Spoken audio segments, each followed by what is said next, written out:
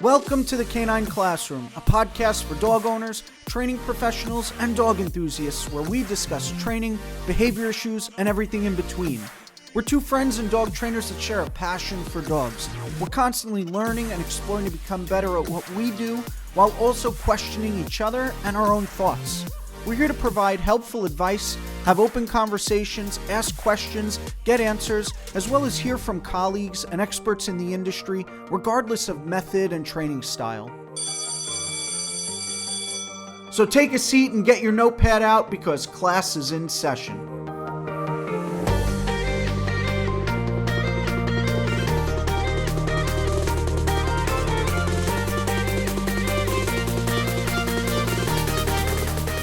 What do they make, like beard gel? Like, what do they do for that? They do, but I stopped using it because it's a whole thing. Not for like twirling a mustache. Not really gel.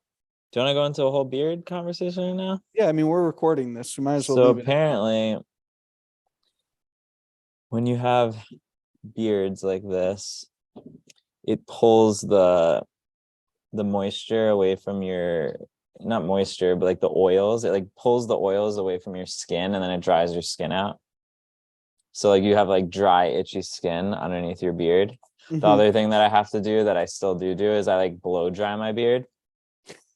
Because if I don't blow dry my beard, I come out of the shower and it like retains the water and it just sits there all day, and then it gets like nasty, like it gets like itchy. So I blow dry it, but then it gets dried out. So then you're supposed to put like, I do put a beard oil in it. I don't put the gels in it. The oils are just like natural oils and they just like dissolve into the hair, and then my hair gets softer and it doesn't feel like anything. But when you put the gels in it, it like clumps up. Like think about the gel on your hair. If you can't wash your beard out, like it gets trapped in there and then it gets nasty, and then I get irritated skin from the gels. So like all I do is I put the oils in there. But like I can't like form the fucking mustache the way I want to, like you were saying. So but what you can't just put it in, you can't just use it in the one spot on you could, but then it kind of looks weird because like it's like shinier than everything else. Also, I don't really know if I want to have these seriously. They look kind of silly. I don't know. You could pull it off, honestly. What do they call those? Just so everyone knows. I think handlebars. Handlebars? I don't know. It's like I don't know. It's got the curls on it. Just so everyone knows, for context. So everyone knows. Oh, you're leaving this in the podcast? Yeah, why not? Talking about your beard. Whoa, that's actually a serious one. You finally got it to stay up that time. Yeah, that one was good. That's good. All right. Huh. I'll have to work on it. I'll work on it. All right. So, we're talking about. So, are we going to talk about this topic or? Yeah, I guess so. Since all right. So you won't stop bothering me about it. I won't stop bothering you about it. Whoa. As if we had this long, in-depth conversation. Don't tell me you were having these conversations, and yeah. So, a topic that's been on my mind a little bit recently. Part of it's because some other trainers had conversations with me, and then we just kind of went off on this topic. But basically, the idea of being, I don't know how else to describe it other than saying being proactive versus reactive when it comes to playing with your dog, especially puppies. I find that sometimes, whether it's a trainer telling an owner to redirect their dog when they're maybe seeking attention or being a little bitey or mouthy, especially with like, mouthy puppies or whatever, or even if a dog owner just simply takes what the trainer says and then uses it or overuses it too much. I find that one of the problems is that a lot of people tend to be very reactive, where like, oh, the dog's biting the furniture. Oh, the dog's on the kid's legs. Let's grab a toy and start playing with them. And then it turns into this play session. And I find that ends up causing a lot of attention-seeking behavior over time. And that I find that a lot of people, why are you nodding your head and you're touching your beard? I'm rocking along. I'm rocking along to the music right now. That is your words. Let's go. This is what happens when we do a No. podcast too early. Still got the caffeine in me. I don't know that we've ever done it this early. Well, we've met up with some people early. That was another side where it was like too early. And I took Because of time zones. I took something to really like be more focused today, some like vitamin supplement. Oh yeah? Yeah. Oh yeah. Got some ginkgo biloba, What's it whatever called? that's called. Ginkgo biloba. Hmm? You What never is heard that? of ginkgo? What is that? I don't know. Maybe I'm Ginkgo. saying it's so wrong. Maybe it's Jinko. I don't know. No, I forgot what Alpha Brain is what it's called. Whoa, Alpha Brain. All right. Yep. I don't know if I could be on this with you now. So yeah, anyway, what was I saying? So yeah, I just find that a lot of people, I think, a lot of dog owners, I think, tend to take the words that the trainer says to an extreme sometimes, where they end up making their puppy start seeking attention, and then the puppy starts like jumping or like asking for more attention, and then what happens? We redirect the dog with the toy, and then it just becomes this whole big thing. And I was just talking to a few trainers about this, because a couple of trainers, I don't know, it was in like a conversation online, and then I had spoken to 2 or 3 different people on the side, and they were having similar issues. And I think part of the problem is that we don't always teach our puppies, and I think we're all guilty of it at some point, but we don't teach our puppies to maybe have a little more, how can I say this? I think part of the problem is we are lost in the concept of the puppy should always have choice, or the dog should always have choice. And I can't help but say, like, I want to have a choice too, as the person. Like, I want to be able to decide when I want to play with you. I think that alpha brain's getting to your head. You're sounding like you're trying to be a little No, but I'm serious. alpha. But think, here we go. No, but really, like, I want to be able to, like, have the opportunity to decide when I want to play with my dog on my own terms, as opposed to my dog just bugging me or biting at my pants. And now all of a sudden I've redirected it with a toy, and now it became a play session to like redirect or distract the puppy. Does that make sense? Yeah, it does. I'm listening. I have some ideas when you're Go ready. ahead. I don't want to Go interrupt ahead. on your alpha Go brain. ahead. Yeah, go ahead, mustache man. So I will first say that sometimes I do redirect puppies, right? So I And I'm don't not think that I'm saying that's against doing bad, it. by the I'm way. just making sure everyone else I'm listening just knows that you're saying, not I like, know, oh, don't because redirect. now I know how you're gonna get. So let me clarify and say, I'm not Oh, well, saying it's bad. I'm gonna get, Yeah, I'm gonna right. get there. Don't worry. Go ahead. I can't take you serious. You guys got to see. He's just freaking playing with his mustache. So I know I'm doing that mostly for you. I mean, I know no one else can see it, so that's all for you, just so you know. First, I want to say that in terms of like you wanna decide, I think that's where management comes in. So like whether it's a crate or an X pen or a leash or putting like things away or setting up the environment, which is about being proactive. So when my dog was a puppy recently, I kind of knew what I was doing every time of the day. You know, I think that's what a lot of people do. They like take their dog out and don't have a plan. And if you don't have a plan, then like your puppy's going to have a plan. And then like you're going to have to go along with that plan. And it's probably not going to be like, I'm going to lay on the floor nice and calm and watch you watch TV. Like they're going to want to bite stuff. They're going to want to do stuff. So like either manage them in a way so they can't successfully do that, or be like, hey, I'm going to take my dog out of the crate and it's going to want to bite. So I'm going to give it an opportunity to play. You can't just be like, I'm going to take my puppy out and just like, I don't know what I'm going to do. Because then you're going to be getting mad that they're choosing what they want to do. And then they're probably going to do stuff you don't want. And then now you're getting mad. And then in that situation, if I do get caught there because no one's perfect, then yeah, I'm going to redirect and stuff like that. Depending on the age, like this is like a sliding scale depending on the age, because I don't want to do anything detrimental to my relationship in the long run for the sake of like what I think is like a small win in the short term, if that makes sense. So like, I don't want to be like, oh, I need to teach this puppy not to bite me, but then now I'm making my like 10-week-old puppy not like me, you know? So I will redirect in that moment, and then I'll take it as information for the future. Like, okay, my puppy is not ready to watch me eat lunch. Yeah, I think that's a good point as well. But you're just saying is like, all right, so this happened. What do I do the next time? Because that was something. Here we go again with the mustache.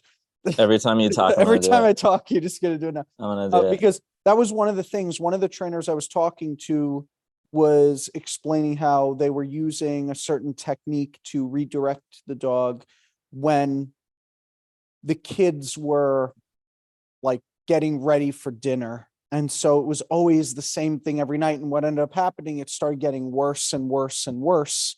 And it was really just the puppy learning that if I do this, they're going to play with me.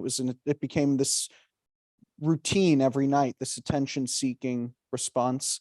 Whereas if you just take a step back for a second, okay, maybe that's not the time the puppy should be loose when the kids are getting ready for dinner. Maybe that's when the puppy needs to be in its crate with a bone or a Kong toy or something like that, or in the playpen or whatever. So I think I do think you're making a good point in terms of like having a plan, or at least, okay, we made a mistake. Everyone does it. Made a mistake. How can we look at this better the next time? Or what can we do better the next time? The other thing that I've been thinking about a lot lately, when I look at what I do personally with my own dogs in their day-to-day life, not when I'm training them, is I say things to them. A lot of times we think about words that we say to our dog as like a cue or a command that we're giving to our dog to tell them something that we want them to do. But a lot of the words I say to my dogs in my home is actually letting them know what I'm going to do. And I say it to them as if I'm commanding or cueing or whatever you want to call it, them. But what I'm really doing is creating a clear expectation of what they can expect from me. And I think that's what a lot of like the puppy biting on your legs and trying to play with you whenever you feel like it. I don't think of it anymore as much as like, well, I want my time and I need to tell this dog to like leave me alone, right? Or else I'm going to punish it, or I'm going to do something, or like I need to do something to the puppy. Instead, what I do from a very early age is like, if my dog goes up onto an elevated surface for example, that I don't want them to, I just say off, but I don't expect them to get off because they don't know what the hell that means. And I just gently pull them off with a leash. And I just do that a lot. So like the word off in the beginning is never like, I'm never saying off to a 10-week-old puppy and thinking that they're going to be like, oh yeah, I know that word, and getting off. Like I say off, and what I'm doing is I'm basically giving them an expectation of like, if you hear me say the word off, I'm just going to like gently, like sometimes I just gently like nudge them off or pull them off with a leash or do something. Like it's not terrible at all. It's not a punishment. It's nothing. It's like guidance. If I tell my dog, let me think of something, like if Yeah, I was my gonna dog say, starts, can you give an example of yeah, like I'm what giving you were like saying another before? example of like where I'm giving myself the cue, not so much the puppy. So like if a puppy starts biting on my leg, on my jeans or my pants, I'll say off, and then like I make my leg not move. I make my leg not fun, you know? Mhm. Same with a toy. Like if I take a toy out and I say take it, I say take it to the puppy, but I don't expect the puppy to know what take it means. They have no idea what it means. So after I say take it, I move the toy. So take it, like in the beginning, is not even a cue or a signal to the dog to take the toy. It's like letting the dog know like this toy is now about to move, you know? Mhm. So it's more like important that I know what the cue means. So like to me, when I say take it, toy starts moving. When I say drop it, toy stops moving. So then if the dog bites my pant leg, I could technically say take it and start moving my leg, and then I could say drop it and then I stop moving my leg. Do you know what I Mhm. mean? Do you know what I'm kind of saying? Yeah, I think like Kim Brophy talks about narrating certain things in the dog's life throughout the day. That's one of the big things she talks about. And we do it. The reality is, like, all of us, whether you're a trainer, whether you're a dog owner, like just your everyday dog owner, whatever you want to be, you know, everyone's talking to their dog somehow. Mhm. You know, where everyone's like, how many people do you go to their homes and like they say, do you want to go for a walk? And the dog knows what those words are and they run to the door. Like Yeah. you didn't just train that in a training session. It was just this predictable pattern that occurred over time because you were consistent with it. Mhm. I think that's kind of what you're getting at, is doing certain things like that can create some consistency or predictability of certain things, as opposed to, so a little again, more of that being proactive in a way. And then it sets a clear expectation for the dog, because a lot of dogs that are getting frustrated because they were expecting something. They were Mhm. expecting something that was reinforcing, and they're unsure of how to get it, or they're unclear of when it's available and when it's not available. And like either extreme could be bad. If it's never available, now you have a dog that's bored and then like just trying to figure out any way to make Yep. something fun happen. Or Yep. you have a dog that thinks that like there's always a possibility for something fun and reinforcing. And then when those times where like you're on the phone or you're sitting down for a second or you're busy and you like literally can't, then that dog legitimately is stressed out because they're like, wait, like, why not now? Especially depending on the type of dog you have. Yeah. I was So, just you know, like, so another example that I do is like, you know, I'm sitting here right now. Zim is behind me. He's playing with a toy. Every once in a while, you see that he's coming over here and he's like, oh, maybe he'll play with me. Now, I've taught him words like, hey, like all done or enough, or go chill out. And that basically is not a cue to him in the beginning. It was letting him know, I'm not playing with you. So now, if it's at the point where I'm sitting here talking to you, twirling my beard, and every once in a while he'll come over, he'll look at me and he'll chomp at me. And because I don't engage with him, he just goes and he lays down. He doesn't think that maybe there is a possibility that he's going to play with me right now. Like it's very clear. Now, if I started playing tug with him while I was talking to you here, well, now I could be possibly now. creating a Yep. problem, because then if he tries in 20 minutes to come over here and play tug, but then I'm engaged in a more complicated conversation with you and I don't feel like doing it, now he's like, wait, this is the same picture as before, but now I'm not getting the reinforcement I was expecting. So now I'm pissed off, or I'm frustrated, or I'm just confused. And who knows, he might just go and lay down. But with a more with maybe a dog that's more prone to frustration or maybe persistent, he might drop the toy and start barking at me. And then now, because there's barking, now I want the barking to go away because I'm on a Zoom call. So then I go, and I think to your point, what you're saying some people do is now I'm picking up a Kong with peanut butter and I'm giving it to him to give him something to do. But then now he goes, ooh, like, yeah, wow, I got Yeah. you. Whereas Because, like you right, know, yeah. Like whereas right now, like my dog's over here just chewing on a bone, but like when I got her as a puppy, every time I had Zoom calls, phone calls, I would already set her up prior. So that way this just became a regular thing. So she's just over there minding her business, yeah. playing by herself. Now, the hard thing is if your dog came over to you right now and started barking at you, like you have work to do, and this isn't the place to be working on it. Like Yeah. now you got to go back to the drawing board, and your dog is probably going to be exercised, trained, and then put in a different room or in a crate with a Kong or a busy bone or something away from you. Then you come in here and you do your podcast and then you leave because you're not ready for that yet. So like you can't Right. just listen to this now and tell your dog that barks at you and Yeah. attention seeks like, hey, go chill out. Like, no, like Yeah. this is something that you have to like develop from a very, very early stage. And if you didn't, like you just have to start training it now, but in places where your dog is going to be able to deal with it, right? Because it is frustrating to them in the beginning.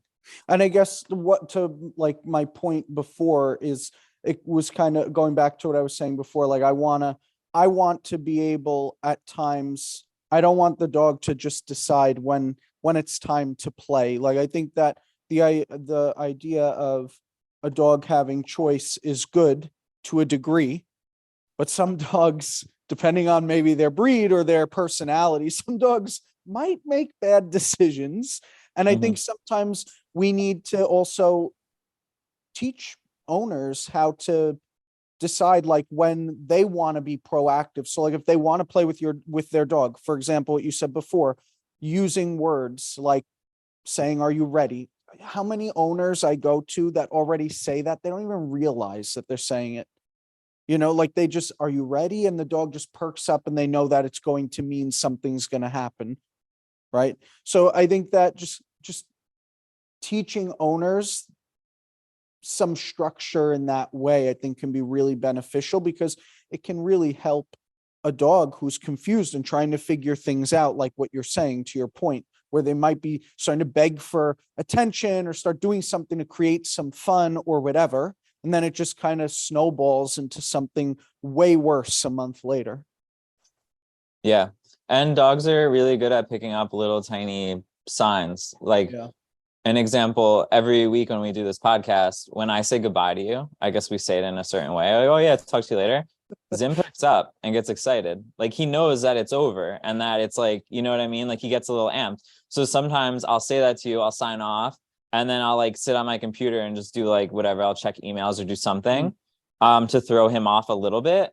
And not that it's even really a problem. If I wanted to, I could do that. I could just like be like, all right, like we're done now. We're gonna play. But I that just may wanna bleed have- out. That may bleed out into one day you being on the phone with people. Yeah, and I say, saying okay, the see same you thing. later. And then Yep. yeah, exactly. And then that's why, maybe I'm crazy, but that's where I notice that he's doing that, and then I throw him off. I'm like, ooh, I must have one time in the past said goodbye to you, shut the laptop off, and then played with him immediately after. I don't want. And this is just me personally. Someone listening to this might say, like, I don't care if my dog does that. Then fine, I don't care either. I don't have to live with your dog. But like, you know what I mean? Like, once I notice, I'm like, you know what? Like, he's starting to pick up on like this is the cue to start playing, like, or training. I'm gonna throw him off of that, because I want it to ultimately be like either my words or because it could even be a context cue too. Like a lot of clients, and this is something where it could be totally fine, where it's a toy. So like if you take a toy out, the dog gets amped. And I think I'm pretty happy with what I've done with Zim. Like, I can take one of his favorite toys out and he almost has no change in excitement level, like maybe a little bit. And it maybe depends on the situation, but and I'm hoping it'll get better over time. But the way that I think of it is his toys are almost like a television or a video game. And without the power, without turning it on, it's not really useful for him. And the turning it on is me and him together. Now, sometimes he might pick up a toy and come over to me. And if I want to, I could let him open that window of opportunity to start playing with me, which is totally fine, as long as I can also say, hey, not right now. Yeah. And I think most people, at least people that I train, don't really need help with the turning it on. Their dogs are already doing it. So if someone's listening to this, like, oh my God, like let your dog seek. And if you have a dog that doesn't seek a lot or doesn't play a lot, and then they start seeking, like, for sure, do that. But a lot of the people that I'm working with have dogs that are on all the time. They're constantly going. Like, you could pick up a piece of fuzz off the ground and they're bouncing off the wall to play with it. So those are kind of the people I'm talking to right now, not someone that's like, my dog barely wants attention from me and barely wants to play. Like, then this isn't really the. I think it's also important to mention that I think it also depends on the dog themselves. So if it's a dog who's really scrappy and playful, like there's like those really like playful scrappy doodles that we see all the time that are just really playful and fun. Like just any of those types of dogs who just have a lot of personality, really want to play all the time. Those are the dogs who need a little bit more guidance, structure in their life, so that way they can coexist in the home maybe more peacefully with their people. So I just want to recap what I'm saying, so I make sure that I'm clear and that I'm saying what I'm trying to express correctly. So sometimes what I think is that we need to maybe do a better job at explaining things to our clients and provide them with more proactive solutions rather than just reactive ones. So like, I know sometimes I might leave a session and be like, damn, I wish I said something like this or that or whatever. So I think redirecting dogs, especially puppies, is important and it's necessary. But I also think taking a step back, like to your point, and looking at the situation is important, because if we could just redirect a puppy that's biting the kid's pants and we constantly just pull out a toy and play, then we have to understand that that puppy may start learning that biting the kid's pants is a way of initiating playtime, or that attention-seeking behavior is going to be reinforced accidentally, and the puppy is going to learn that that behavior equals play because, so that behavior equals that redirecting equals playtime, if that makes sense. So I think that rather than just being reactive, we need to be more proactive. So for example, like with Quest and Journey, when they were puppies, I would provide them with a bone on their dog bed in the kitchen while I was cooking dinner. So that way they were occupied rather than just counter surfing for food or left to their own devices to cause, to cause a problem or possibly get in trouble of some kind. So I didn't want them learning a bad habit. And just to my point on what I mean about also wanting to be able to decide when I want to play with my dogs, what I mean is that I don't want an owner to just redirect behavior and then it becomes a play session, or, oh, the puppy is being annoying, so I need to take the puppy for a walk because he's being a pest. Now, yes, we do obviously need to make sure that our dogs' needs are being met by providing them with proper mental and physical enrichment outlets. That's really important. But I also want to be able to have, like what you said, Vinny, a plan. So, okay, I'm going to play with my dog now. And maybe the way you do that is by having a phrase that indicates it's playtime. So that way we provide some information to our dog. Because I feel like doing something like this helps provide some clarity or some more information to the dog or the puppy, which can then help reduce that attention-seeking behavior. Yeah, I agree completely. I agree completely. Is that it? That's all you had to say? You're done? It's over? Are you giving me the cue that it's time to go? See you later. It was a nice short episode. That was funny. That was it? All right. See you later. Homework for this week is... That was it. Really? That's it? I'm ready to keep going. That was like 20 minutes. Let's go. That could be the shortest episode we've ever done. Shortest episode? Nah, what do you guys think? I think we should keep going. So how do you think this stuff relates to, we're talking about toys, but I feel like I take this further to the expectation of pretty much anything that the dog finds reinforcing. If you look at a dog that gets, I'm sure you have this. How many times do you hear, my dog listens? Maybe your answer will be a little bit different because you deal primarily with dogs that are aggressive and anxious. But I want you to think about dogs that aren't maybe they have some aggression issues, but they're not anxious or in like an anxious mental state when they go out. But a dog that doesn't listen as much when they're like in a field or hiking or out and about, and it's not related to stress or fear. How much of that is because they've had expectations about something super exciting that they think that they're going to get, whether it's like swimming or sniffing or being engaged with training or playing with other dogs, right? It's like shifting their, like, I feel like in order to help shift their emotional states, you need to be really clear about like what their expectations should be. Do you know what I mean? Like, how would you suggest teaching a young, happy, wild Labrador to go to a field one day and play frisbee for 30 minutes and then go to the field the next day and chill out on the sideline and watch a kid's soccer game? I think, right? I think, you want me to answer that? Or Yeah. I think, so I could tell you with what I do with my dogs, which is I'll have two different words.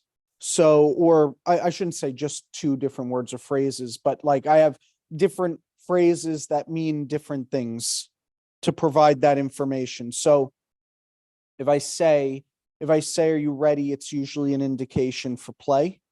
If I say want to work, then we're training. So if I wanted to say like, what I started to do with Quest is I want to go to places where I've done a lot of training and play and have her just hang out, because one problem I've actually recently been running into is that she's expecting to play. So I started teaching her like, I forget what the phrase was. I think it was like, let's hang out or something like that. And it just means we're just sitting down or laying down, hanging out on the field. And then we may do something else after that, or we might leave and go for a walk or something like that. So that's generally how I like to approach it, because at least you're telling the dog what to expect from you, as opposed if you just go there, how do they know whether we're going to go hiking, playing, or whatever it is that you're doing? Now, what if they're getting something from the environment that you don't really have control of? So like, say you have a dog that just really loves sniffing, Mm-hmm. and maybe that's what's setting them up and getting them super excited. Do you stop them from doing that? Do you make them do something else instead? And I think this is why sometimes I get I don't know how to say this the right way, but if you and back to your original point with the redirection, right, is like, if your dog is pumped about a location and then you take out food and then you take out toys and you're just like bouncing from one thing to another without really telling that, like, I think there's a difference between taking that drive or energy or whatever you want to call it and just putting it into other things, right? Like get out of the car and teach a hand touch and then start tossing treats all over the place and then get the dog to hold the toy, or like you're just deflecting it. You're kind of deflecting it, which is fine. I'm not saying I don't do that or I haven't done that, but I feel like there's a difference between that and then truly teaching a dog to just like relax. But wait, chill. but when you're saying this, just so I understand, are you saying that is that what you're taking from what I said, or you're just saying that's what people do? Because no, I think my original thing saying, with what you said, the original question, sorry, I did a Vinny question where I bounced all over the place.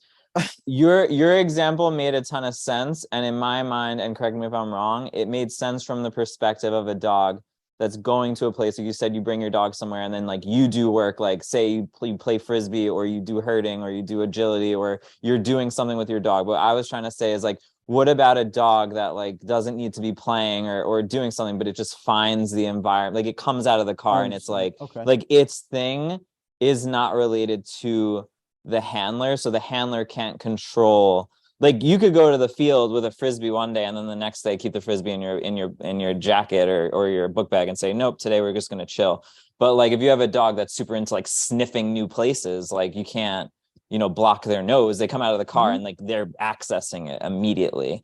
I think that's where I went off, and then I went off on a tangent of like, to help a dog like that, you might get out of the car and teach it like a hand target or a place, and then you're like immediately going into training, and then you're like deflecting that energy. Okay, and, got it. You know what I mean? And what I'm saying is, is it better and is it possible? And I feel like this is something I've been doing more with my new puppy that I feel like is making me think it is better to just set him up to a clear expectation of like, we're doing literally nothing. Like you're not getting a toy, you're not getting a treat, and it might be his personality, but like you've met him, like he wants to go and work. Like if I take out a cookie, like, yeah, now he's in work mode.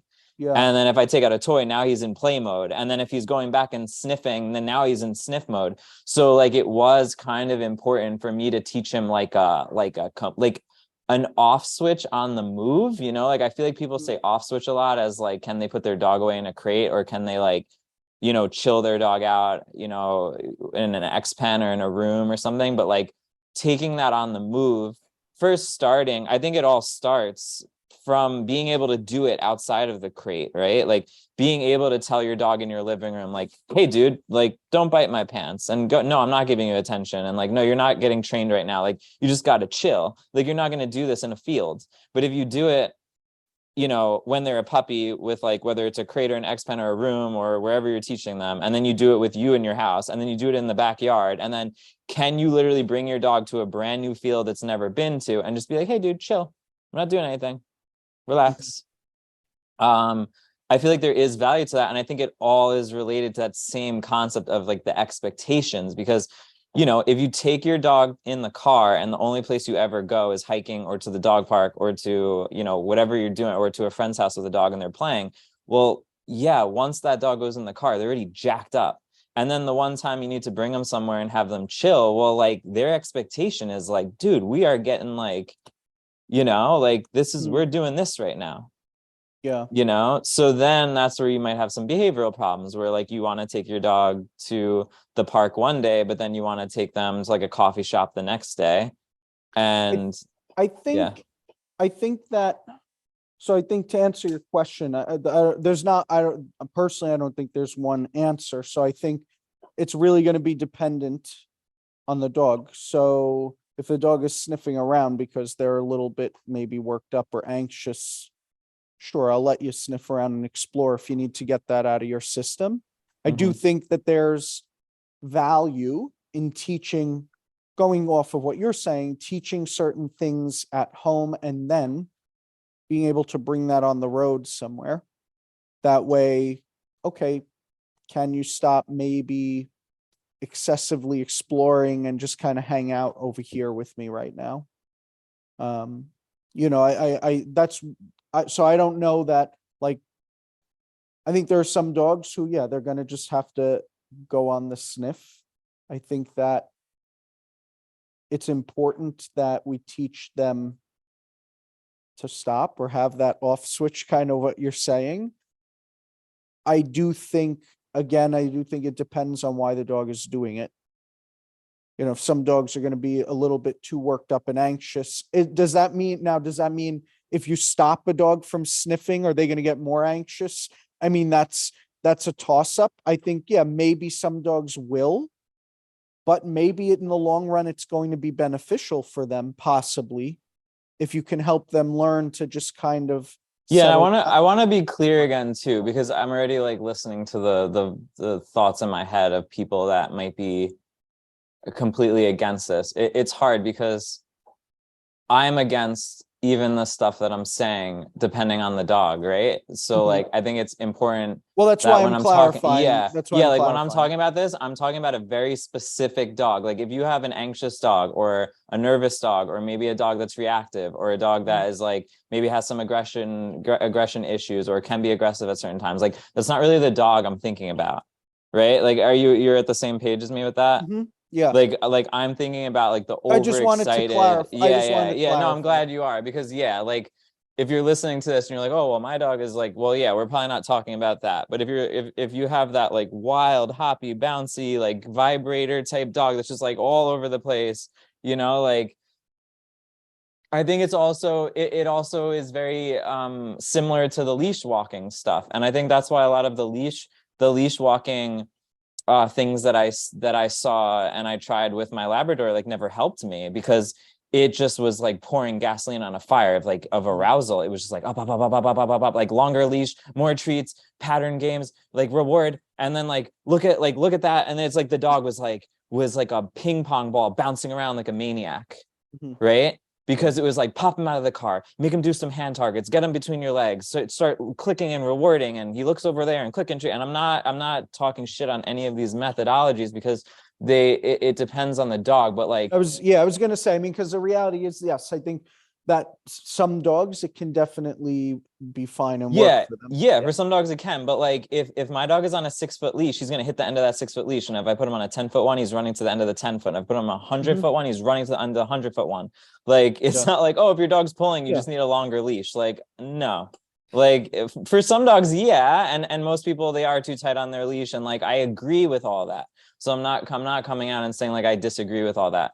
But like when you have a dog that is scared of nothing and super confident and super wired and like very much wants to work and do stuff, and you don't ever teach them like, hey, like there's no treats available right now on the walk, right? Because like, you know, you're rewarding a check-in and then the dog's checking in and then checking it. Like, what happens if your dog is checking in 100 times a minute? Do you really even want that? Like, I don't know about you, but like, I want to walk my dog in the woods and like, I don't want him to have to check in at all. Not because I don't care about check-ins, but like, why do I want my dog to keep looking at me? Like, I think that's weird. I want my dog to walk. Like, I want my dog to walk. Now, the flip side, though, again, is like, at least my dogs, maybe I'm the only one with dogs like this. I'm pretty sure I'm not, is like, then they want to just go and pull me over and go wild. So I can't have that either. And if I'm getting them to check in, they're like, oh, why are you making me look at you? I don't even want the food, you know? So, and that's, I don't know. Now I'm just rambling, but that's why I think, you know, even on my walk, I have the same thing as what we're talking about in the house. Like I have a type of leash walk that I show on my Instagram where it's like the dog is just expected to get nothing, but like you just have to walk by my side. And it actually helped calm my dogs down, you know, because I felt like the constant rewarding and constant treating and constant everything just was making the whole scenario of the leash walk super pumped up. And then if I didn't give the food, then they would get like, you know, why am I not getting treated anymore? And even with random schedules and all of that type of Well, stuff. also, and that's if the dog is even interested in the food rather than the Yeah. environment to begin with. Mhm. And to your point about like that video that you have on Instagram, I mean, the other thing with that is I don't want this to sound the way it's going to come across, but it kind of eliminates the opportunity for, let's say the dog wasn't interested in food, they were just interested in exploring, sniffing the world. It kind of eliminates the opportunity to be dragging you around. The dog can sniff and explore as long as they're not dragging you down the street, Mhm. you know? So again, that has to do with like, that has to do with the expectations or the rules that you were teaching, essentially. And again, some of that, back to what I was saying before, is like coming up with these phrases or words that doesn't really tell the dog to do something, but lets the dog know what I'm going to be doing. Mm-hmm. Like when I tell my dog with me, I shorten my leash, you know, Mm-hmm. I stop my dog from reaching or going to certain things gently, and I redirect their energy to whatever place that I'm going. And I don't, you know, like there's times where I will reward and and I'll be clear about that. But for the most part, it just means like, hey, I'm going for a nice, calm, gentle walk right now. I'm not taking out toys. I'm not getting you all jacked up. I'm not doing a bunch of training. And it's clear. And my dogs don't get frustrated because they know about it. And I taught them this very slowly over, you know, months of time. It wasn't like I just like, you're going to go out with your dog right now and just say enough and then walk down the street and they're going to be used to it. Like, and I know it might be coming across like I'm saying I do that, but like, no, like I taught them these like it was teaching them a concept, and then the concept carries over into everything.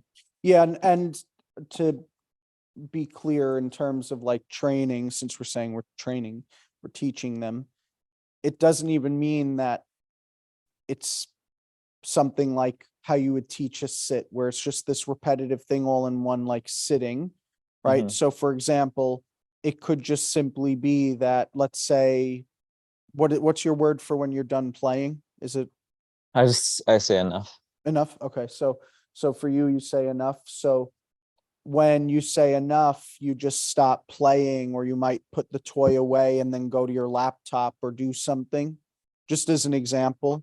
So like it doesn't even mean that you're sitting there actually training them these things. You're just kind of doing it in the moment, if that Mm-hmm. makes sense. Yeah, As and like a lot of kind people of are doing it, it's clarify. just putting a name to it. Yeah, it's like putting a Yeah. name to it. And then to be clear too, like with the leash walking thing, because I could already see people getting mad about the way I'm describing it, is like when Zim was a puppy, say I went for a walk for like 10 minutes, like 8 of those minutes, he was just like free on a flexi leash on a harness, going literally wherever he wanted to. Mm-hmm. And then for like another minute, I like readied him up and did some training, like very brief, like heel by my side, sit down, but treat. So then there was a treat part. And then maybe I sent him free again for like another 30 seconds. And then there was like 1 30-second period of time where I asked him to like walk with me nicely by my side without getting any rewards or toys or anything. So like 95% of the walk was like the other modes. Like I primarily had him free. Like you were completely like, as opposed to like my previous dog, it's like I would go out with the treats and the cookies and I had to keep them like in drive the entire time, or like you have to follow me around and get treats. Like that's what I completely did differently. Like I don't really not that I don't want to say I don't agree with it, but it didn't work for me in the past with certain dogs that I had. I would rather let the dog be free, especially when they're a puppy, because they're not really going to run away that far anyway. You know, like in general, you can control them much easier. They're not 90 pounds. So, you know, yeah, I put him on a back clip harness on a long line and I just like milled around. I let him explore and sniff and run around. And if he came running over, I would pet him, or I'd say, hey, good job, bud, or give him a treat, whatever you want. I would say my ready word and then take out the food. The food would start coming. I would get him. I mostly did luring and marker training. I just taught him what the markers meant. And then I would send him free again. You know, I have a all question for you. I just, when you said ready, I was just thinking, so I'm curious, do you have a separate word for play versus training, or you have the same for your dogs? Yeah, I'm trying to come up with, I have too many now, but I was just asking because for me, I have I two started differentiating now. I started differentiating food, toys, and then like Mondio ring training. Because I kind of wanted to compartmentalize that, and I don't even know if it's going to stick or if it really matters at this point. Like it's very environmental. Like he knows when he's at the field training. I was going to say, yeah. But I just do it because it's free. I just have to say a word, and I'm like, maybe this will stick, maybe it won't. Who knows? I feel like they pretty much learn type of stuff like that. The only reason why I feel like it matters to differentiate between the food and the toys for me is because like he really like he's starting to get to the age where he's favoring the toys more than the food. And I don't want, again, all about expectations, is like I don't want to say a word and have him expect something and then be like, oh shit. Yeah. You know what I mean? No, like I was agree. expecting a toy and you're trying to give me food, you know? So like when I'm using toys, like I said, I usually say ready, and then are you ready? And then when I'm using food, I say want to work. And then for herding and agility, I don't know that it, I haven't been able to tell honestly if it's worked or not, but I do use both of those words as indications to say like we're going to agility, or we're going to be herding or whatever. But I haven't found that I don't know that I've found that it really is clicked. And I want to say maybe some of that's just simply because agility, it's once a week. If I'm not doing it in my yard, that's different. But if I'm going to class, it's once a week. Herding is whenever we get, to go there. And then the other thing is I just find that my dogs, and I'm sure many other people that do sports are going to agree with this, that your dog just knows when they're at the location. yeah, whether they smell something, whether they smell, or they just feel it. Yeah, whatever the energy is, they know what's up. So yeah, I don't know. So those. Yeah, they're smarter. They're really smart. Like again, it might sound like I'm paranoid, but I've noticed that the puppy Zim, when I'm driving in my car and I have the GPS on, when Siri or whatever comes up and is like, a turn is coming, like anytime she comes up, it's because a turn is coming. I like hear him like brace himself in the crate, like because he knows, like, you know what I mean, like he knows a turn is coming, so he starts like anticipating like, oh, the car is about to do a weird thing, so like I better get used to it.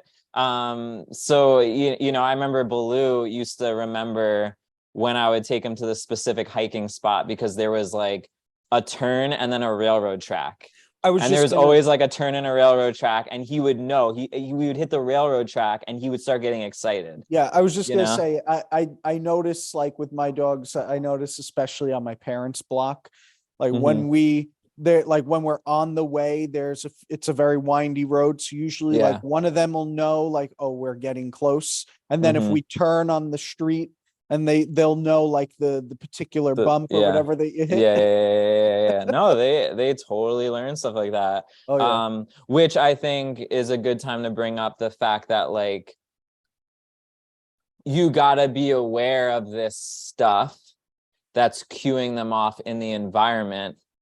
And then if you do want to have words, you want to try to say the word before the environment cues them up, because then otherwise the environment is going to cue them off. So it's as simple as back to the toy stuff. If you take out your dog's favorite toy and then say, "Are you ready?" You just fucked it up, right? Because what happened first is what's going to turn your dog on.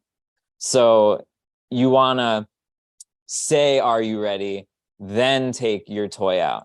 And if Well, I you don't think that's, I mean, I'm not disagreeing with you, but the reality is that it's not gonna, I don't want people hearing that saying, oh, I did it wrong. Cause the reality is that, I mean, I don't think it's gonna mess things up that bad. No, but it You know will. what I'm I'll saying? explain it. It will though, and I'll Go explain ahead. to you why. Because it might not matter in that moment, but Mhm. then when the environment is the on switch, and then the environment replicates an on switch in a time where it's not one, now your dog is on, and then you're missing the whole point of the situation. So what I mean by that is if you pick up a toy and then say, "Are you ready?"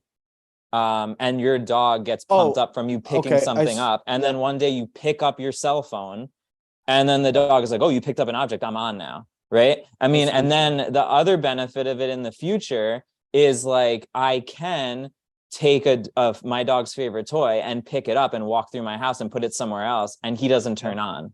Yeah. So like it actually does matter. Like now again, if you mess it up and you mix Yeah. it up, it's not the end of the world. Like don't worry about it. But like you're not really doing what we're talking about we're Yeah. doing. What we I want to understand what do you're is, saying. I yeah, just we mean, want it to be a verbal thing. yeah, no, I agree. I understand what actually you're saying. So I'm glad you clarified it. You're right on that. I just mean like I don't want like just because maybe you were doing it a certain way doesn't mean you can't teach the dog to do it differently or change your word up and just change like Oh the no, and pattern up or whatever. you totally can. Like once you Yeah. figure out whatever words you're doing, what Yeah. you do is one day you pick your toy up and you don't say ready before, and your dog Yeah. is going to get all pumped because you just picked up the toy, and you Yeah. say your other word. You go, "Nope, enough. We're not playing right now." And then the dog goes, "Huh, that's weird." You know, Yeah. now Yeah. you got to be careful. Like if your dog is getting frustrated, if your dog is spinning in circles, if your dog is barking their head off, like hire a trainer, get help. Like it's not, like you have to do this stuff gradually. Like sometimes in a podcast, we're making it seem like, oh, you just do this now and then you're good, but like there is a benefit to it. So sometimes it's hard to know like what's actually turning the dog on. You know what I mean? Like, a big popular one is people sitting down, right? Because like, you know, you sit down on the couch, the dog runs over when they're a puppy and starts biting your legs, and they're cute. So you start petting them, and then you pick them up, and then they start biting on you and you go, "Oh no." But when you say no, you start pushing them. And then now you're basically playing push and go with your puppy. And then they start biting on your arm, and now you're playing tug with them on the couch. And they learn that early on. And then in 6 months, a guest sits down on the couch and your dog goes nuts and mugs them and jumps all over them. It's like, yeah, because the sitting down on the couch is that dog's on signal. Oh, when someone sits, it's time to go. Yeah. I think that's why sometimes the talking on the phone is a big one, not all the time, but I think it's because like when you're at home alone with your dog, I mean, unless you're having full conversations with yourself by yourself, you're not really talking a lot, right? Or you might be talking to them, or you whatever, you're listening to music, you're doing stuff that you're not like walking around talking, and then you just start talking in the air, and your dog's confused because like to your dog, they might think that like, oh, talking means they're trying to engage with me, because a lot of times you start engaging with your dog, you start talking to them.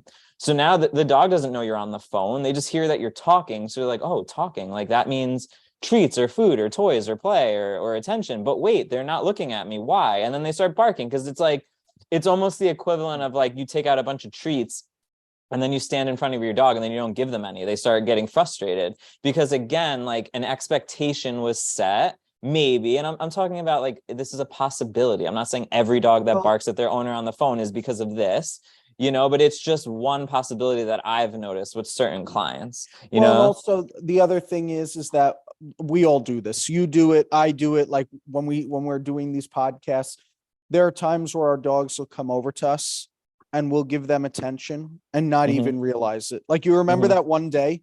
Remember that one day we were doing the podcast and you started tugging with your dog, and then at the end you're like, I didn't even realize I was doing that.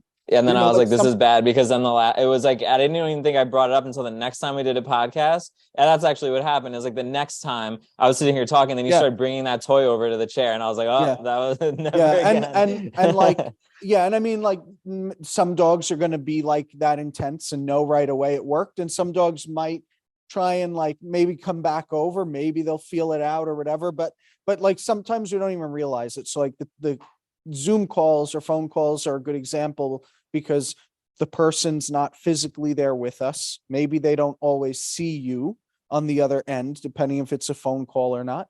And you could just start petting your dog because your dog just came over to like investigate or see what's up. And then all of a sudden you start giving them attention, and then it can kind of build up into something else from there. And whereas one thing I teach, one thing I want to just say is, one thing I teach clients a lot, especially now with a lot of clients working from home, I try and make it a point to go over when we sit down that, depending on what the context is and the living situation, I try and teach owners, like when we're sitting down, maybe that's a time where we should be giving our dog something to do, whether that's chewing on a bone, whether like now, I mean, you haven't even seen my dog come up over here. I'm sitting on the couch. She could have come over here at, in the past 40 minutes, and she hasn't, because she's just on her dog bed chewing on her bone right now.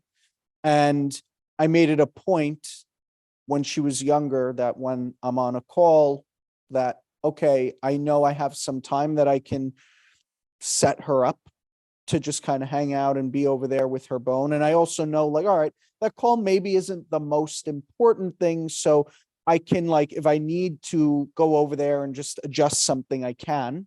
If it's like a really important business call or something, not the time to really do that with your puppy, but just as an example, like teaching your dog when I'm sitting, like, especially at the dinner table, like when I'm sitting at the dinner table, I don't want dogs bothering me when I eat. Like that's a big no-no for me. That's just how I am. I don't want you bothering me. You're when so I'm mean. eating. I give my dogs pizza crusts, and Now, I don't mind, like you could hang out in the kitchen, you can hang out wherever. Like my dogs generally are hanging out on their dog bed. Happy to give you whatever you want when you're over there, but I don't want you bugging me or bothering me when I'm eating.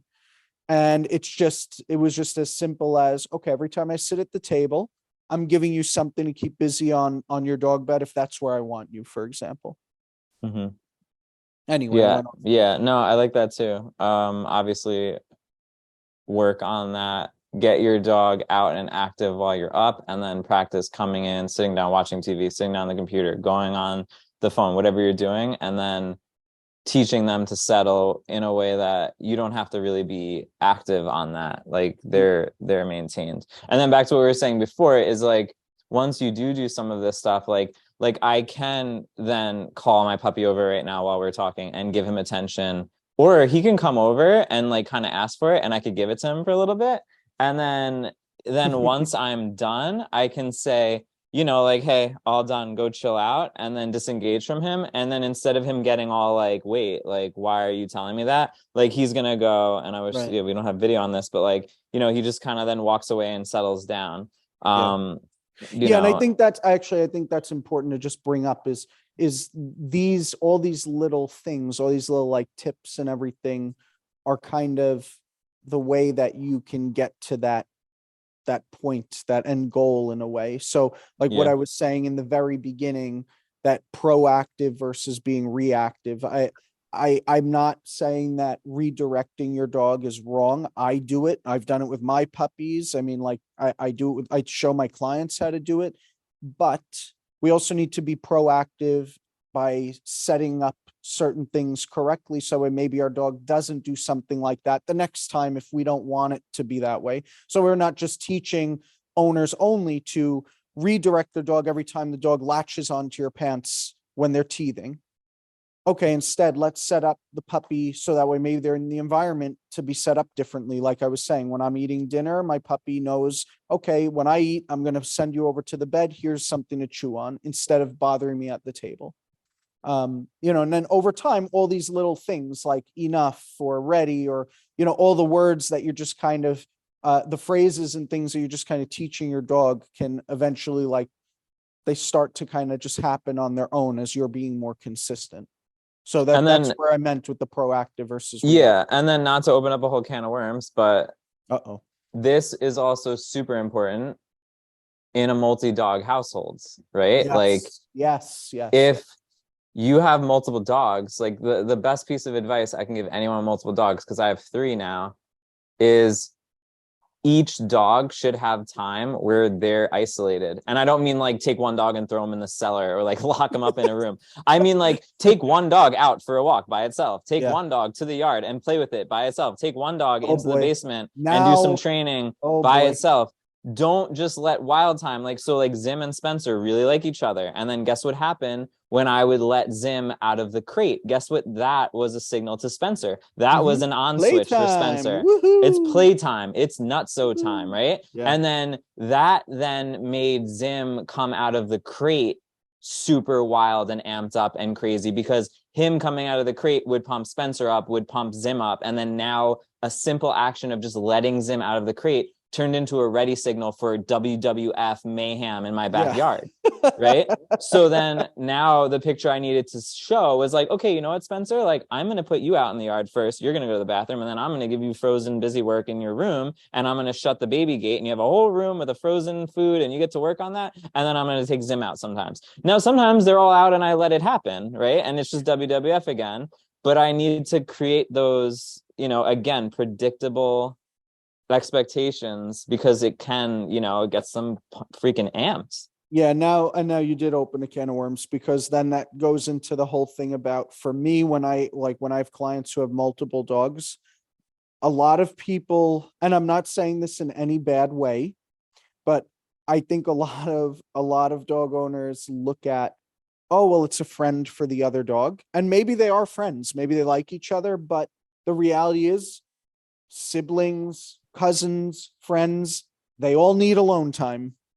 Yep. Like they all need alone time. And so I always teach clients that aside from just going on a walk while you're leaving the other one home or whatever, give them that separate time, whether you go out somewhere and leave the other one just by itself like it used to be, or teach the puppy, okay, well, you're the new one here, and I'm going on a walk with this one, or I'm going, to my parents' house. So I'm going to leave you home in your crate, because they should learn to be independent. Like I just had someone last week who said to me, oh, you can leave like your other dog's home by itself, because I brought one of my dogs with me to be a helper in the session. And I was like, yeah, why? And they're like, oh my God, like if I leave, I have to throw treats and sneak out of the house with one of the dogs. And it's no, you want to teach your dogs to have that alone time and to be able to be separated, because it's going to make life so much easier, Anyway. Yeah, because again, like if you think about it, if you have 2 dogs, for example, and you bring them both outside and you play with them, and you come in, and you bring them both outside and you play with them, and you come in, you bring them both outside, and then one day you take one of them outside, but not the other one. Again, back to what we're talking about, expectation of a reinforcement or a reinforcement opportunity is the dog learned over and over and over again. When you bring Buddy outside with me, we have an amazing time. When we bring Buddy outside, I have an amazing time. And all of a sudden you brought Buddy out without me? Like, oh my God, what am I missing? And then they start freaking out. So like, again, with Zim early on, I intentionally like brought Baloo out right in front of him and played with him in the yard, right? And like, you know what I mean? Yeah. And again, in the beginning, like the window shades out to the yard where he could see him running around were shut, and music in the house was on, and a frozen, Tux or whatever, those West Paw design toy was in his crate, and like he was already exercised first. Like all of that stuff is still there. I'm not saying don't do that. And then over time, gradually over the course of like a year, now it's at the point where like I can come home, Zim is still in his crate. I don't even take him out first. I take Blue out and I play frisbee in the yard for 5 or 10 Oh minutes. boy. Now you open a whole nother can of worms. That's a whole nother thing. The crate thing. That's a big one. I just want to say, once your puppy is like pretty well potty trained or starting to be able to hold, Don't take him out right when you get don't home. take your puppy out of the crate right away. That's important. Yeah. Like Well, I just because had this, again, yeah, I if you just had think this about conversation. the signals, again, mom Yeah. comes home, I lets me out, dad I comes home, just lets me out. yeah, I just had this conversation with a client of mine in the morning, actually, is where the issue was. Mm-hmm. The puppy is at an age where it can hold for a little bit. So I said to him, don't let the puppy run out of the crate right away. When you get up, go make yourself a cup of coffee. Let the dog just see. And then when you're ready, go let the dog out. Like, don't do that if your puppy is young, and Yeah. can't hold. Don't do that. But starting to create like those unpredictable scenarios, just because I come home does not mean I'm going to let you out of the crate. So if I come home from work, or like today, I went hiking with Journey, I left Quest home. When I came home, she was in her crate and she was just lying there. She was just waiting until I would let her out. It's not like I just walked in and like, oh, let me run over and let her right out of the crate. Let me run over there and rush over to just like let her out. Like Mm-hmm. she just knows to just like hang out and wait. So that's Yeah. something super important too. Yeah, Let and those then to your point, because expectations. we say like what puppies don't do it, but like I could tell you what I did with my puppy, because I got Zim at like the worst time. I got him in the summer, which like I was still boarding a lot of dogs at my house, which now I'm trying to do less of. I had two other dogs of my own. I would wake up early because he had to go to the bathroom. I knew he had to go to the bathroom. He couldn't hold, and I would take him out. He would pee and he would poop, and then I would give him a West Paw frozen thing in his crate and put him right back in the crate. Oh Even though boy. he just went all night. He went all night, Anthony. How are you going to put him right back in the crate? But Oh boy. again, what was he going to do at that point if I let him out while I pottied all the other dogs? He was going to go crazy and be biting on them. Yeah. And then I'd be yelling, no. And then he'd be biting on my legs. And I'd be like, no, don't do that. Don't do that. And I wouldn't be set up because I wouldn't have been proactive. And then I would have been fighting with him and getting mad at him and then drop it and give it to me. And what do you have? And all this shit while I'm trying to take care of my other dogs. So what I did was I took him out. He peed, he pooed. Maybe he romped around a little bit. And then I brought him in. I put him right back in the crate. Yes, right back in the Yeah. crate. But guess what? He ate his breakfast frozen, not in a bowl where he just like woofed it down. He had an enrichment session in an area where he was safe. And then he got to also watch all the other dogs do their thing and learn that it didn't really mean anything, right? Like they just go in and out and I'm sitting here with my bone. And then I took him out later when I was ready. Like, it wasn't like I put him back in the crate and then left him in there until like 1 o'clock in the afternoon. But like Yeah. he went out, he did his business. I knew that he got out what he needed to get out, and then he was right back in until Yeah. I Because I could think the handle him thing is in a that successful way. no, that's important because I did the same exact thing with Quest and when Journey was a puppy too. And the thing is, and I'm sure you get this all the time with puppy clients. The one thing is, okay, I woke up in the morning. What's the schedule like? The schedule could be there's no schedule. The dog could just go to the bathroom, Or bring the yeah, dog and back what in, and you can give your dog something to keep busy with, whether it's in the crate, in the playpen. It doesn't mean just because you woke up and I brought you to the bathroom, now it's time to take on the day. and what I get too is I get the puppies, most puppies, at least that I see, the times that their owners are getting most upset with them or they're questioning the most are when the kids are getting ready for school, when the kids are getting Yeah. off of the bus, and when they're eating dinner, right? Yes. And then what's happening is like, say I don't even know what time kids go on buses these days anymore, but like say it's 8 a.m. in the morning.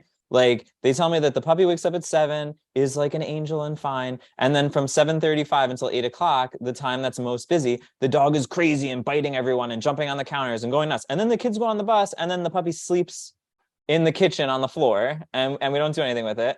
And then right when it saves up all of its energy, it's in time for the kids to get home and then they're all nuts again. So instead it's like, wake up, take your puppy out, let him go to the bathroom and all this stuff. I don't know how we got all the way to this, but I don't know. we're I don't here. know. We're Now here. we're just going But into a we're whole going off nother on another thing. conversation. But again, expectations is like, because again, but it is related because again, what can kids getting up and ready for, ready for school signal? Oh, this is crazy time. I'm going to run around biting everyone's legs. So Yeah. instead, you could teach your puppy, look, wake up 20 minutes before your kids, take them out, they pee, they poop, play with them in the yard for a little bit, 10 minutes if you have it. and then put them in the crate with the Kong frozen, whatever, while the kids are getting ready for school. It's 20 minutes. It's like 20, 30 minutes. Then when the kids are gone, take the puppy out and do some training, take it for a walk, do whatever you want, and then put them in the crate again, and then take them out and just repeat it. Instead, it's like people are leaving the puppy out when they're getting ready for school, and then they're bringing the puppy to the bus stop, and it's like, yeah, there we go. Now look what you made me do. You tried to end the episode like an hour ago, and I was like, no. But it's all interrelated, I think. But this is, the reality is it's all related. I mean, it's just different. I think that this is good though, because I think it painted a lot of different pictures of the concept of being proactive versus just reactive, honestly. Yeah. So I think this is good. I agree. Let's wrap it up. All right. Well, that's it, guys. Class dismissed. Bye. We hope you enjoyed this episode of the Canine Classroom. If you liked the show, make sure to smack that like button, share the show with your friends, and give us a rating. Until next time, class dismissed.